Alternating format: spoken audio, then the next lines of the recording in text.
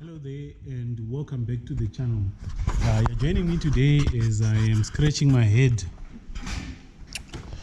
over this vehicle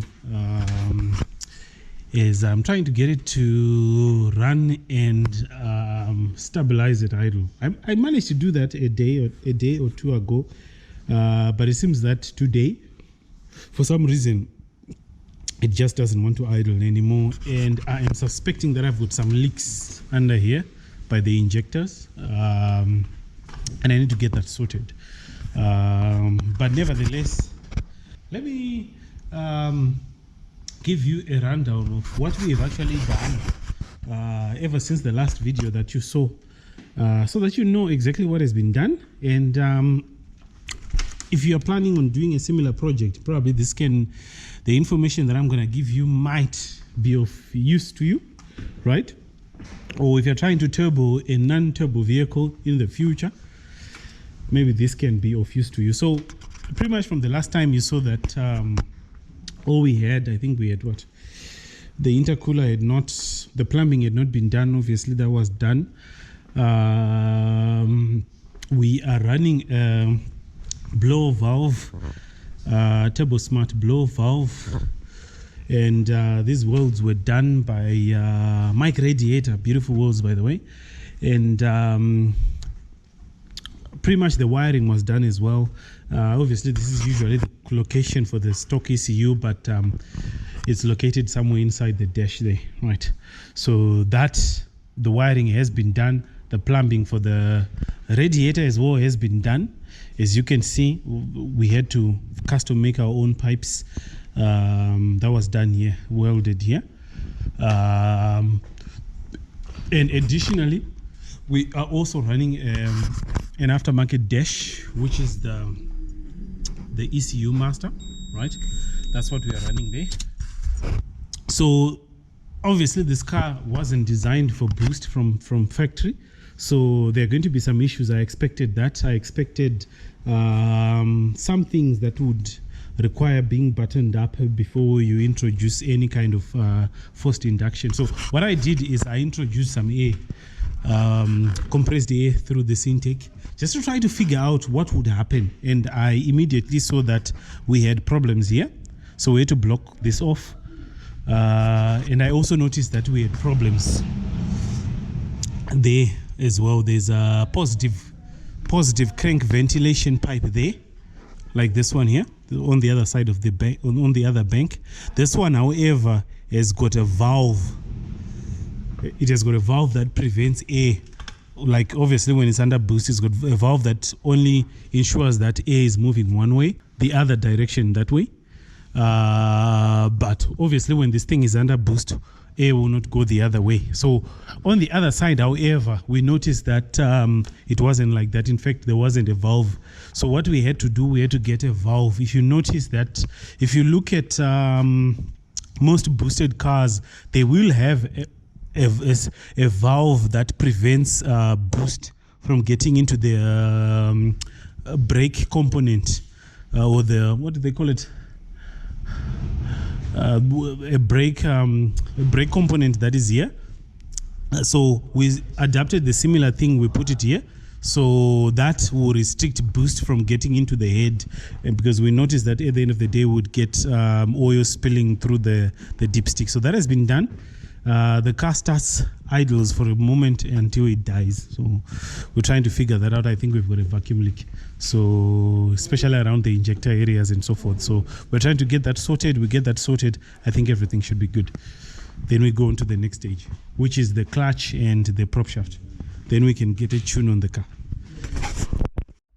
So I'm just gonna start up the car so that you hear it idle.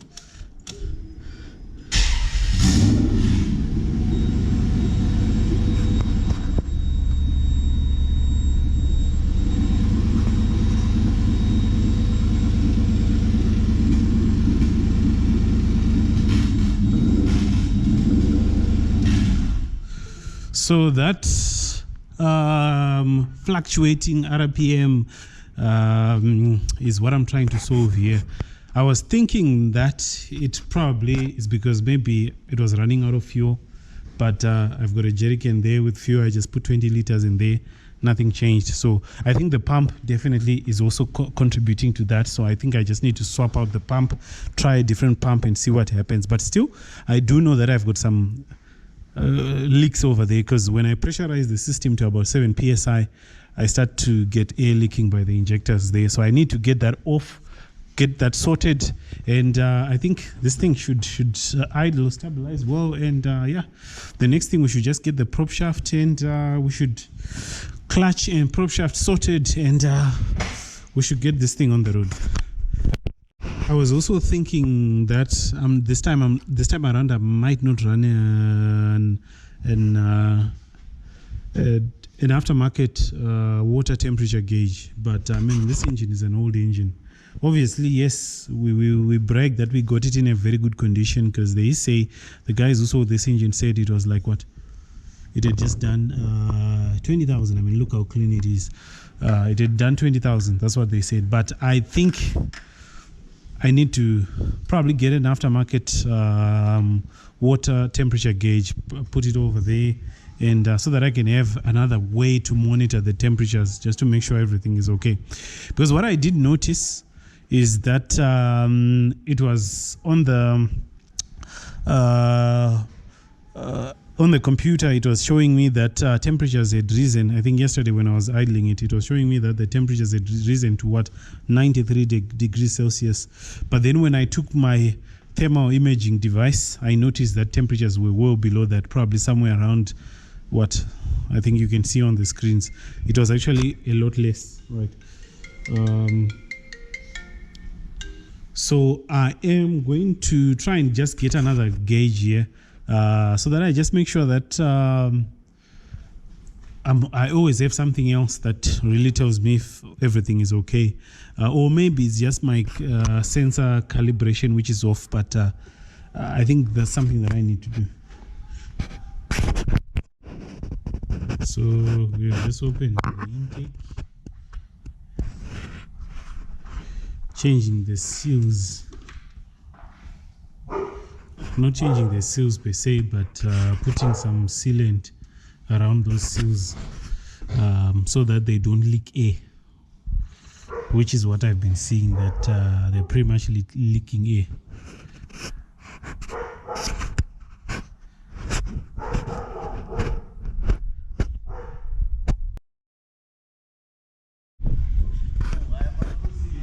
Say could say bus don't machines where she ran.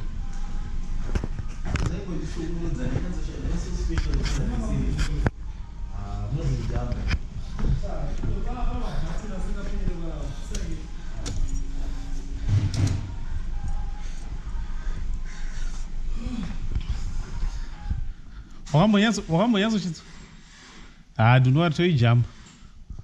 Where she ran. Huh? E.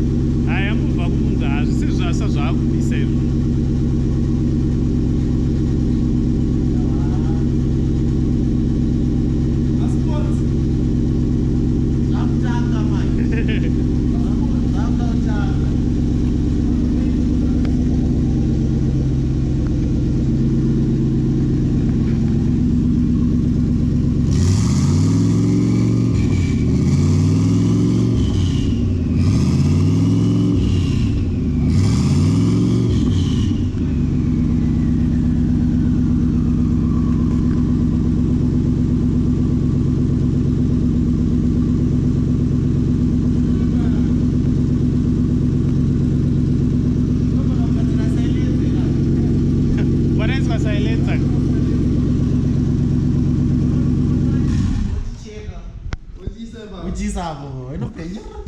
Unzo chine noise. Saka but sataisa that kaningika yake saka yeah. The whole expansion tank hiyo. Siri normal where is? Do. Normal where? Yeah, engage expand. Engage expand. Alright, it's okay. Push a coolant. Kudishi? I said it. Oh, you know, push kwa ne temperature. I see. Saka no. Saka I think pangwe shiri weak issues. Shiri weak issue. She 1.1 bar which is such a temperature. 2 bar. Ayo no. Keep it at kaisa. Lega dako. Tulifanya this a keep change.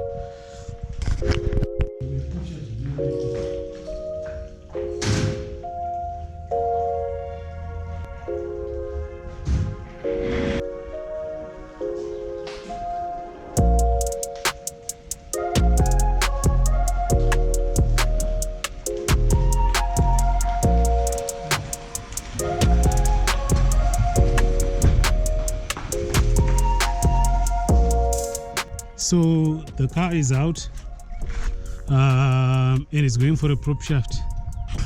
These are like the final stages of getting the car to drive. So I'm just waiting for the tow truck to arrive. That's why we've taken it out of the garage and you know, because the flatbed is going to be coming to take it. So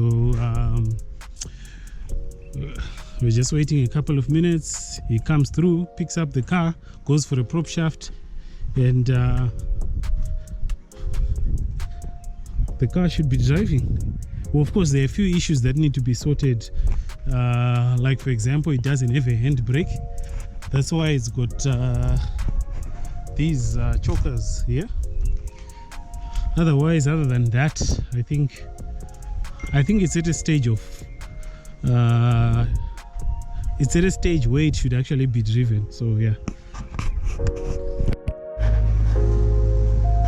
And watch one pipe yo isaro in isimbi ba uchatanga kuidonza leso. Kana story ne problem to gonna be pisani there. Kana spine problem. Kana uko not funny problem to gonna be pisani. Sani.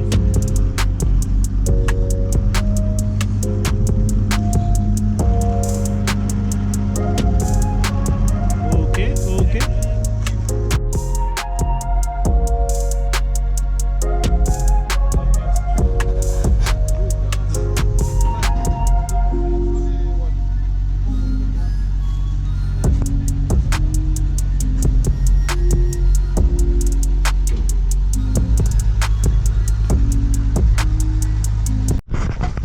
So the car, we brought it here. National Prop Shaft Center, that's where we brought it. And they're currently lifting it over there.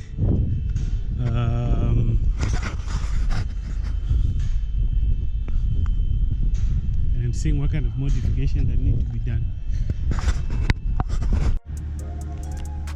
So here's one of the reasons why I like National Prop Shaft Center.